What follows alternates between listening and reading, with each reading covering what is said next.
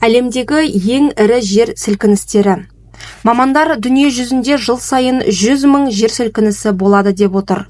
Олардың көбі әлсіз. Тек сейсмограф құралы арқылы байқалатын болса, кейбірі бір айналдырғанда шыр айналдырады. Біздің бүгінгі әңгімеміз ірі жер сілкіністері жайында болмақ. Біріншісі Гаити жер сілкінісі. 2010 жылдың 12 қаңтарында жергілікті уақыт бойынша сағат 16:53-те Гайтиде жер сілкінісі болды. Бұл Гаити аралындағы ең ірі зілзала болды. Оның эпицентрі ел астанасы Порт-О-Пренстен оңтүстік-батысқа қарай 22 километрде болған. Магнитудасы 7-ге тең бірнеше дүмпу тіркелген.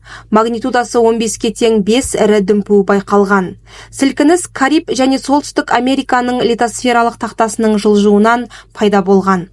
2010 жылы 18 наурызда болған апаттан 222.570 адам қаза тауып, 311 мың адам жарақаттанып, 869 адам із-түссіз жоғалып кетті. Мыңдаған тұрғын үй, барлық емхана қираған, 3 миллионға жуық адам баспанасыз қалды. Ел астанасы бір күнде үйінді астында қалған. Екіншісі Ашхабад жер сілкінісі. Ашхабад жер сілкінісі 1948 жылы 5 қазаннан 6 қазанға қараған түні 1:14-те болды. 9-да 10 балдық бұл жер сілкінісі Ашхабадтың 90%-ын қиратады. 110 мыңға жуық адам қаза тапты деген деректер болған. Өйткені адам шығынын есептеу мүмкін болмады. Бірақ 2010 жылы Түркменстан мемлекетінің президенті зілзала 176 мың адамның өмірін қиды деп айтты.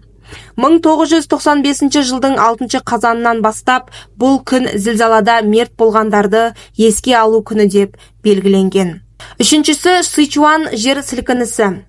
Бұл жер сілкінісі Сычуан провинциясында 2008 жылы 12 мамырда болды. Қытай сейсмологиялық бюросының ақпараты бойынша зілзала магнитудасы 8-ге жеткен, ал ақш-тың геологиялық қызмет орталығының мәліметі бойынша 7,9 балл болған. Жер сілкінісінің эпицентрі провинция астанасы Чэнду қаласынан 75 километр қашықтықта болды. Сілкініс Пекин және Шанхай қалаларында да сезілген.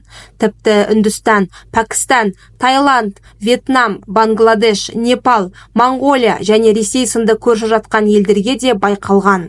2008 жылдың 4 тамызында жарияланған ресми ақпаратта 69.197 адам қаза тауып, 18 мың адам із-түссіз жоғалып кетті. 288.431-і ауыр жарақат алған деп көрсетілген. Төртіншісі Мессин жер сілкінісі. 1908 жылы 28 желтоқсанда Мессин шығанағы және Сицилия мен Апеннин түбегінің арасында болған. Нәтижесінде Мессин және Реджо Калабрия қалалары қираған. Бұл Еуропадағы ең ірі зілзала. Сілкініс 28 желтоқсан күні сағат таңғы 5:20-да Мессин шығанағы түбінде басталады. Шығанақ түбіндегі дүмпу 15-20 минут сайын қайталанған. Биіктігі 3 метр, 3 цунами туғызды. Екінші сілкіністе ғимараттар қирай бастаған. Сицилия және Калабария аралдарындағы 20 шақты елді мекенін қирады. Мессин қаласының 60 мың тұрғыны қаза тапқан. Калабрия жағалауының 2 ауылының тұрғындарының 43,7% мерт болған. Бесіншісі Ұлы Чили жер сілкінісі. Кей деректерде Вальдивия жер сілкінісі деп аталатын әлемдегі ең ірі зілзала. Бұл 9,5 балдық апат 1960 жылы 22 мамырда сағат 19:11-де Чилиде болды. Жер сілкінісінің эпицентрі Вальдивия қаласының маңында болған. Биіктігі 10 метр болған цунами жайпап өтіп, эпицентрден 10 мың километр қашықтықта жатқан Хило қаласын тіпті Жапонияның кей жағалауларында басып өткен.